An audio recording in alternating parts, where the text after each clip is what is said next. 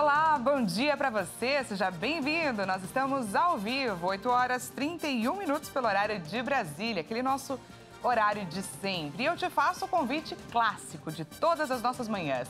Vamos juntos começar esse dia bem informados? A partir de agora, você confere as notícias do Brasil e do mundo desta terça-feira, 23 de maio, o mês aí chegando ao fim. Vamos então de destaques. 4 em cada 10 brasileiros estavam inadimplentes em abril. O governo decreta estado de emergência em todo o país após casos de gripe aviária.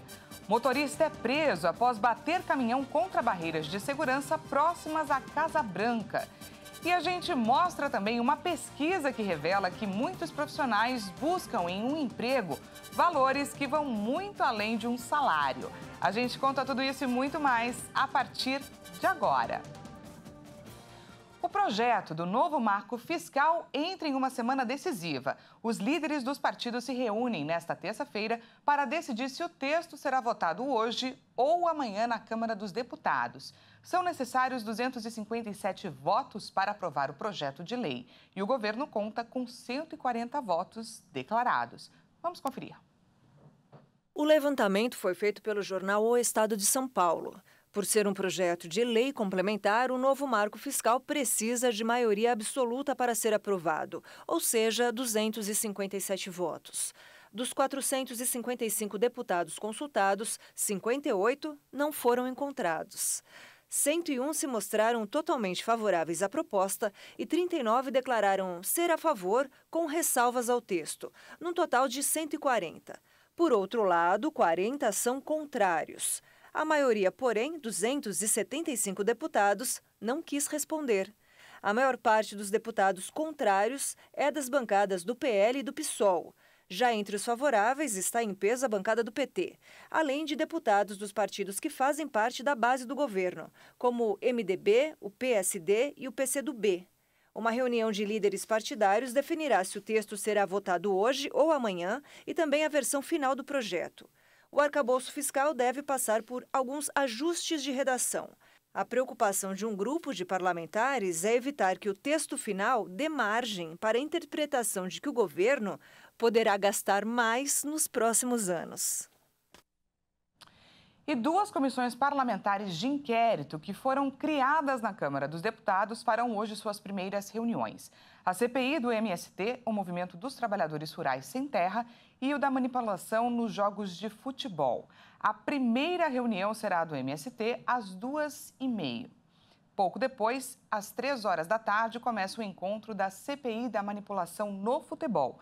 As comissões vão discutir o plano de trabalho, que é uma espécie de guia inicial apresentado pelo relator da comissão. O documento deve conter a linha de investigação e ser adotada durante todo o funcionamento da CPI, além de uma prévia do cronograma. Os primeiros requerimentos para informações e convocações podem ser analisados hoje pelos deputados. E por falar em futebol, a polícia espanhola prendeu 7 suspeitos de terem pendurado em um viaduto um boneco enforcado que representava o jogador brasileiro Vinícius Júnior. As prisões ocorreram 2 dias após um novo caso de insultos racistas contra o jogador. Eles foram presos por volta das 7 da manhã.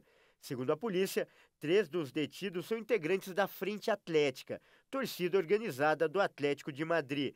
Todos são espanhóis e têm 19, 21, 23 e 24 anos. Um tem passagem por crime de lesão corporal, segundo a polícia local.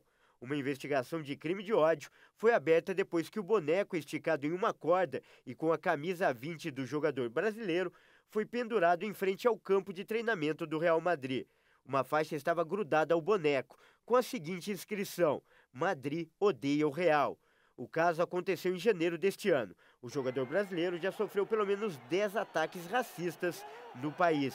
O último foi no domingo, em um jogo entre o seu clube e o Valência.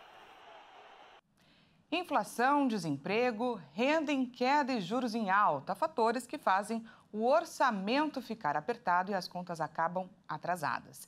Essa é a realidade de 1 em cada 4 brasileiros que não consegue pagar todas as contas do mês, segundo uma pesquisa divulgada pela Confederação Nacional da Indústria. A situação é um pouco melhor para os 44% dos brasileiros que afirmam que conseguem pagar todas as contas, mas que não sobra nada. Nesse cenário, 7 em cada 10 brasileiros não conseguem guardar dinheiro. A dificuldade em pagar as contas vem mesmo com a redução dos gastos. 6 em cada 10 brasileiros dizem ter reduzido suas despesas com lazer e 58% deixaram de comprar produtos de uso pessoal, como roupas e sapatos. Para outros grupos, a economia foi mais crítica. 25% disseram ter reduzido ou deixado de comprar remédios e 19% deixaram de pagar plano de saúde. A pesquisa mostrou ainda que 16% chegaram a vender bens para quitar dívidas e 14% deixaram de pagar ou atrasaram o pagamento do aluguel ou da prestação do imóvel. Apesar disso, a pesquisa da Confederação Nacional da Indústria mostra que a expectativa da população é chegar ao fim do ano com um pouco mais de folga nas finanças. Do total dos entrevistados, 56% acreditam que até dezembro estarão com uma situação econômica pessoal melhor ou até muito melhor. E a Justiça liberou 1 bilhão e 300 milhões de reais para os segurados do INSS que ganharam ações de concessão ou revisão de benefícios de pequeno valor. O dinheiro será liberado este mês. Quem traz para a gente mais informações é a repórter Maria Clara Leite. Os recursos serão destinados aos contribuintes com ganho de causa em ações judiciais para concessão ou revisão de benefícios previdenciários. Tem direito a RPV, que são essas requisições de pequeno valor, aquelas pessoas que já tiveram a ação concluída com pagamento definido pela Justiça e com atrasados de no máximo 60 salários mínimos. Se você é um desses beneficiários que entrou com recurso e quer saber se o seu nome consta na lista dos contemplados, é preciso consultar o site do Tribunal Regional Federal da sua região. E aí na consulta, geralmente é preciso informar o número do processo, o nome do advogado e também o número da requisição. Ao todo, serão contemplados com os repasses quase 84 mil segurados do INSS que entraram com recursos para revisão de pensão, aposentadoria, auxílio-doença e outros benefícios previdenciários. E olha só, a Receita Federal libera amanhã a consulta ao primeiro lote de restituição do Imposto de Renda 2023. Mais de 4 milhões de contribuintes poderão receber o dinheiro e o valor a ser pago será o maior da história da Receita. Um total de 7 bilhões e 500 milhões de reais. Os contribuintes poderão fazer a consulta a partir das 10 horas da manhã no site da instituição. O lote contempla a declaração de 2022, 2023 e as restituições residuais de anos anteriores. O dinheiro cai na conta do dia 31 de maio, que também é o último dia para a entrega da declaração deste ano. E até ontem, mais de 27 milhões de declarações já foram entregues, mas ainda falta muita gente declarar, então não perca esse prazo do dia 31 de maio, falta pouco. E o desconto que estava sendo aplicado nas ruas passa a valer também nas estradas.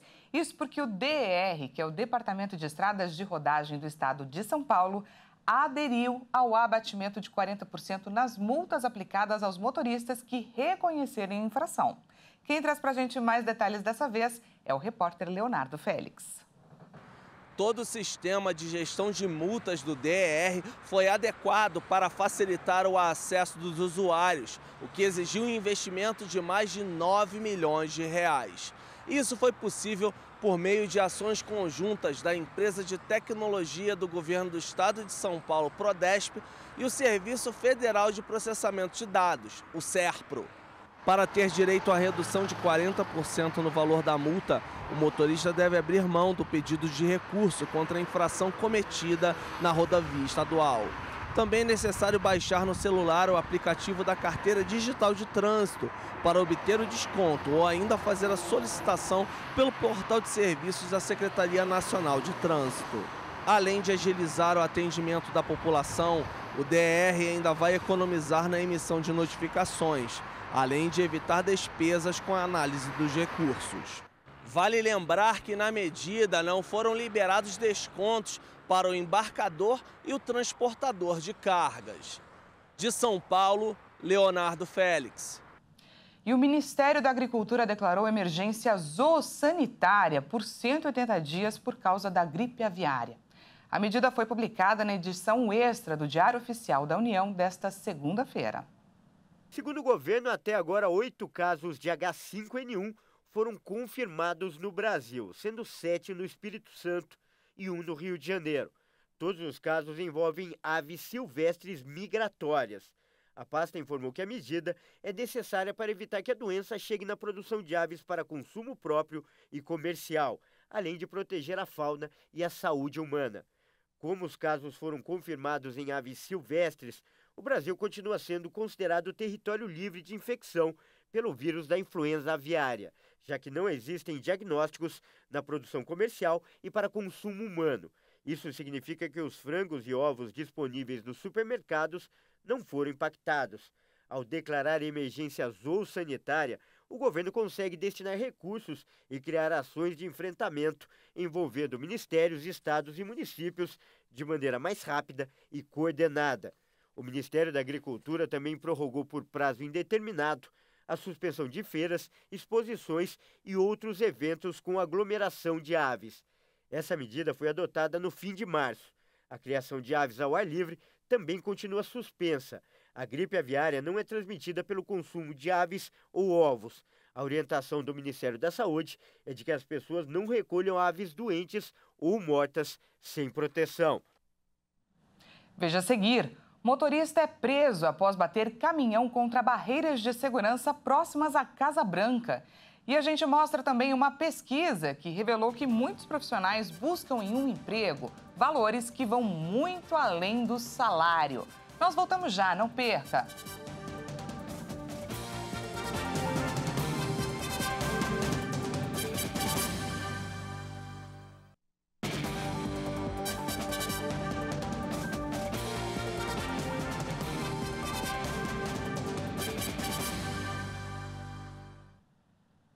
Seja bem-vindo mais uma vez, nós estamos de volta ao vivo, 8 horas 45 minutos pelo horário de Brasília e voltamos com os destaques internacionais.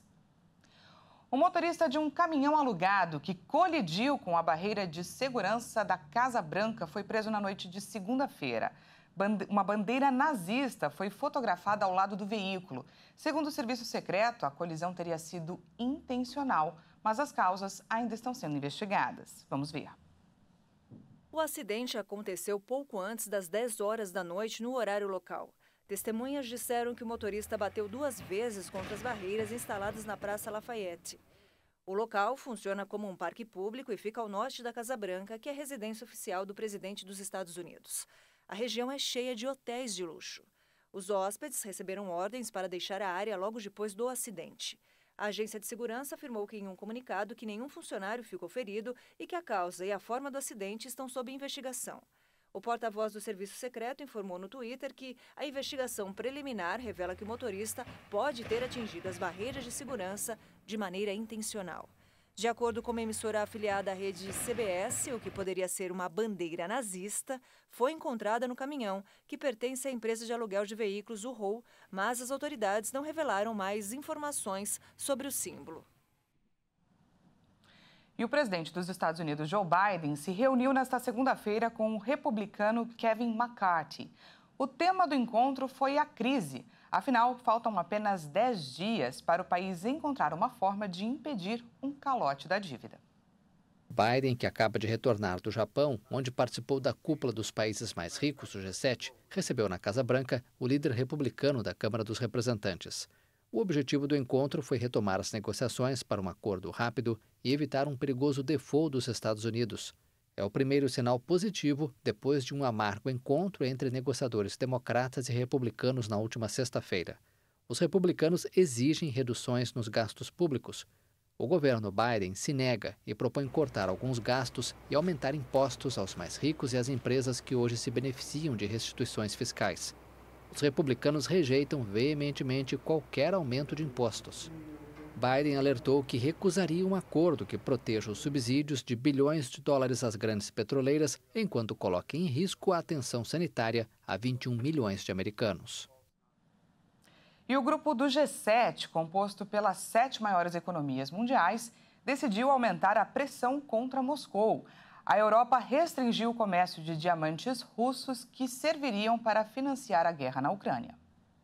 Há meses, o intuito da União Europeia era banir os diamantes que são originários da Rússia e comercializados principalmente na Antuérpia, cidade da Bélgica.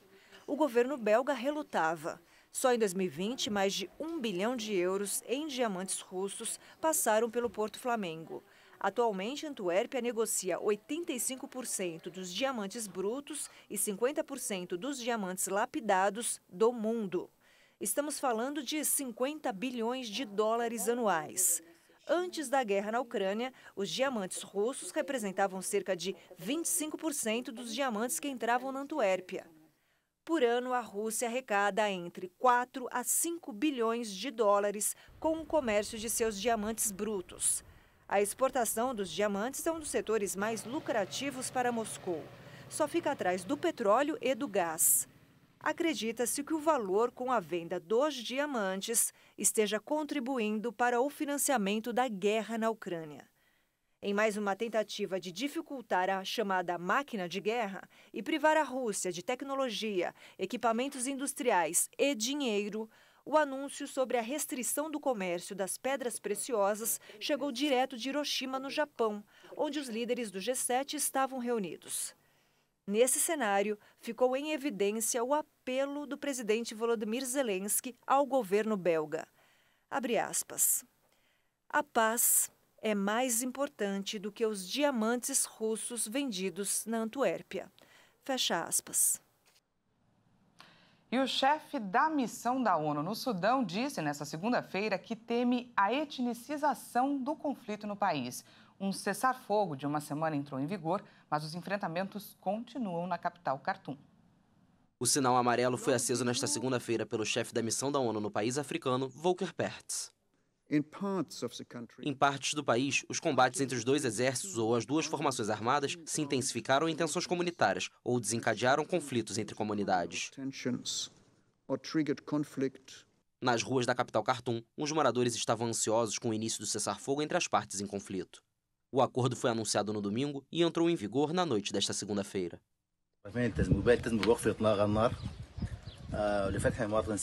O cessar-fogo para permitir que os civis se movimentem e recebam ajuda até os hospitais.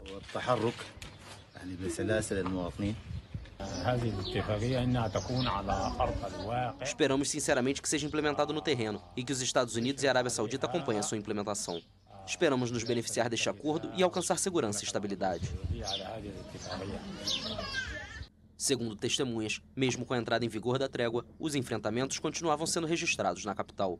Desde 15 de abril, a guerra entre o exército do general Abdel Fattah al-Burhan e os paramilitares das Forças de Apoio Rápido do general Mohamed Hamdan Daglo deixou 1.000 mortos e mais de 1 milhão de deslocados e refugiados. Qual é a sua prioridade na hora de procurar um emprego? Muitos vão dizer que é o salário, é claro. Mas um número cada vez maior de profissionais tem aceitado ganhar menos para trabalhar em lugares que vão oferecer oportunidades de crescimento, por exemplo. É o que mostra uma pesquisa de recursos humanos. Afinal, quanto vale um sonho? Quem traz para a gente essa resposta é a Maria Clara Leite.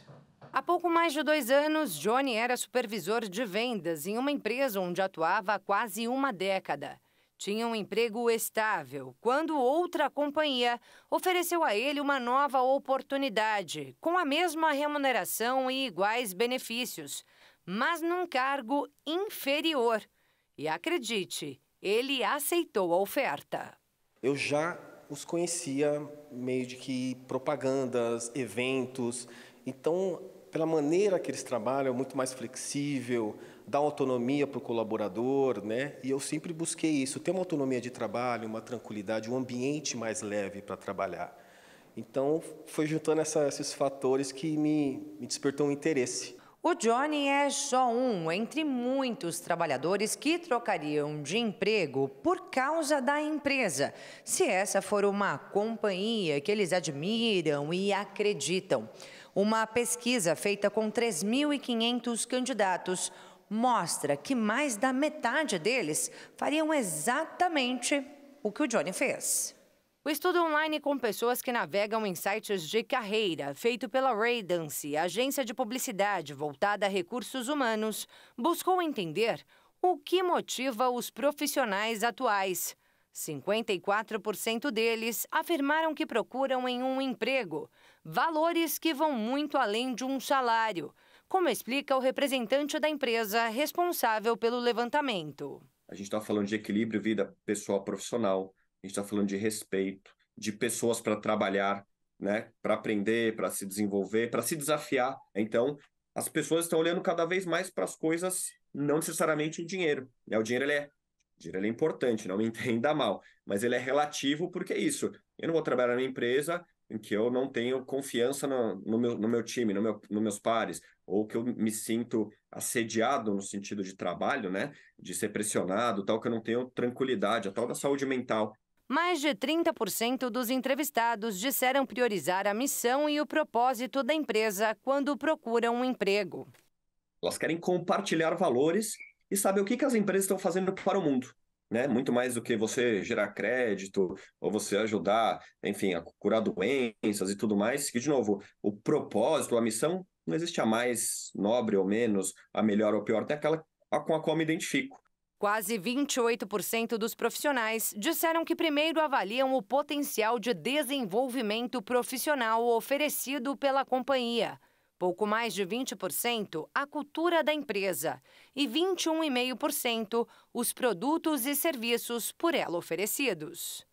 No caso do Johnny, esse último quesito foi um dos principais. O que chamou a atenção nessa empresa nova foi o leque de produtos que eles trabalham, né? Isso você agrega mais conhecimento, você tem mais oportunidades de conhecer, lidar com novos produtos, conhecer novas pessoas, sair um pouquinho daquele ambiente fechado de trabalho. Ao longo do tempo eu tive bons resultados e a questão salarial foi diferenciada, né? Então eu visei outras questões e no final deu, vamos dizer assim, um resultado melhor, financeiramente falando, né?